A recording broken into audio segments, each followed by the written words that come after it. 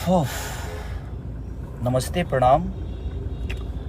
और बस एक बात कहने आया हूँ। बहुत दिन बाद लाइव आया हूँ। कलकत्ता में आया था मैं फेसबुक पे लाइव।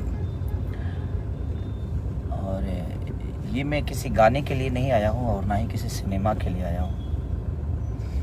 आज मैं लाइव आया हूँ बस सरकार से और हमारे संगीत कला से, जो हमारे तीन भाई जो सांसद हैं, मैं उनसे भी रिक्वेस्ट करने आया हूँ। अपने माननीय मुख्यमंत्री हमारे नीतीश चाचा जी और तेजस्वी भैया या हमारे योगी जी, जितने भी हमारे जो हिंदी भाषा के लोग हैं, जो इस पद पे हैं कि वो सरकार से बात करके, हम लोग तो एक मनोरंजन के साधन है।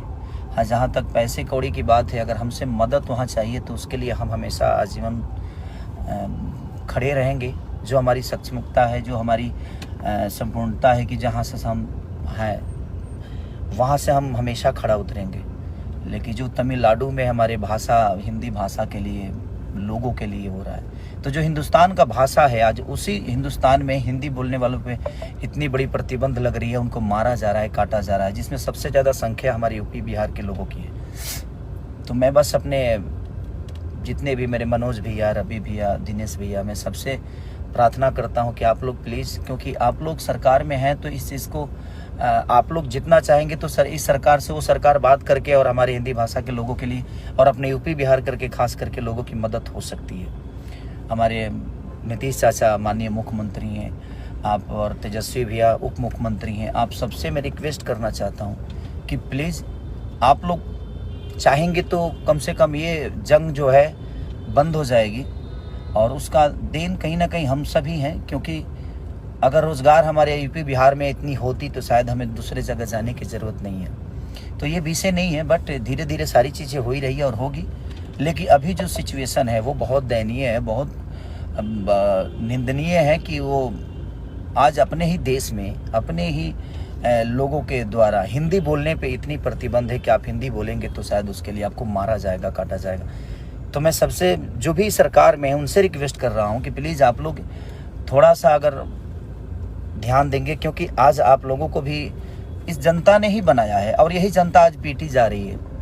तो वो थोड़ा सा तकलीफ दे रहा है कि जिसको हमने चुना आज हमारे लिए कुछ नहीं कर पा रहे हैं। तो मैं तो सरकार में हुई नहीं, लेकिन मेरे तरफ से जो भी मदद होगी आप लोग बोलिए, मैं करने के लिए तैयार हूँ। लेकिन मैं कैसे करूँ, कहाँ करूँ, मुझे पता ही नहीं है कि हाँ कैसे क्या होगा वहाँ, क्योंकि वहाँ विषय क्या है, वहाँ प्रॉब्लम क्या है।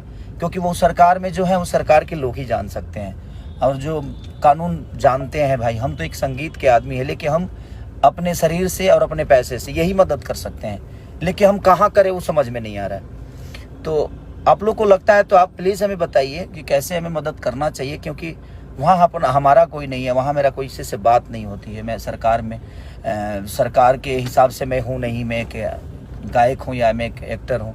तो एक एक्टर के तौर पे मेरी पहुँच जो है वो संगीत तक ही है।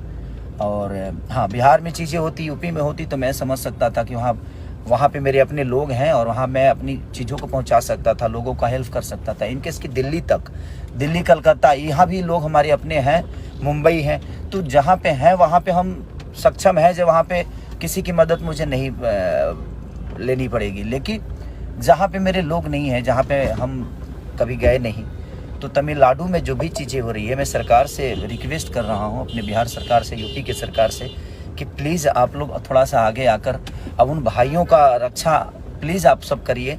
और हमसे भी जो हो सकता है आप हमें गाइड करिए, हम करने के लिए तैयार हैं।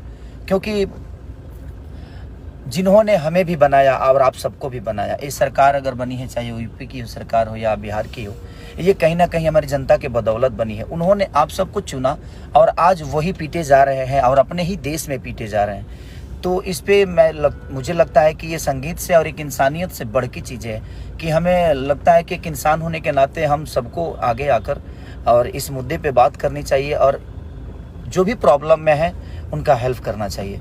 तो प्लीज़ मैं आप सबसे रिक्वेस्ट कर रहा हूँ, मेरे बड़े भाई तेजस्वी जी, चाचा नीतीश जी, माननीय हमारे आदित्यनाथ योगी जी बाबा, और अपने बड़े भाई मनोज भैया, दिनेश भैया, रवि भैया, क्योंकि आप लोग सरकार में हैं तो थोड़ा सा प्लीज़ आप लोग मदद करिए अपने इस भाषा के लोगों के लिए, अपने लोगों के लिए जिन्होंने आप सबको बनाया, हम सबको बनाया है। इन्होंने हमें एक दायित्व दिया है, उस जगह पे पहुंचाया है, तो इनका बहुत बड़ा योगदान और इनका बहुत बड़ा आशीर्वाद है, जिससे हम आज जो भी हैं इनके बदौलत हैं। और हमारा कर्तव्य बनता है कि अगर हम किसी एक घर का गार्जियन की तरह, अपने बेटे की तरह जिन्होंने हमें बनाया है, हमें अपना इतना बड़ा साम्राज्य दिया है अपने भाषा के लिए, तो हमें प्लीज़ हमें करना चाहिए। और उन सबको आगे आकर इस विषय पे अगर हम छोटी छोटी प्रयास करेंगे तो शायद ये चीज़ें बच जाएगी और हमारे भाई सुरक्षित हो जाएंगे। तो ये आवाज़ उठाना बहुत ज़रूरी है कि हम सबको आवाज़ उठाना चाहिए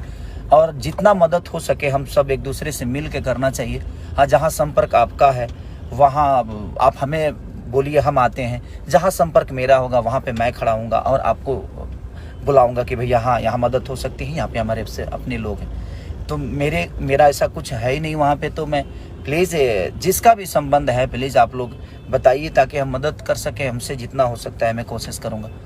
और मैं अपने सारे भाइयों से कहना चाहता हूँ जो इस कद पे हैं, पद पे हैं, जो इस चीज़ को समझ सकते हैं और जो वहाँ तक अपनी बातें पहुँचा सकते हैं, वो डायरेक्ट सरकार से बात कर सकते हैं, क्योंकि उनकी वो क्षमता है। हमारी क्षमता तो वो नहीं है कि मैं सरकार से डायरेक्ट बात करूँ।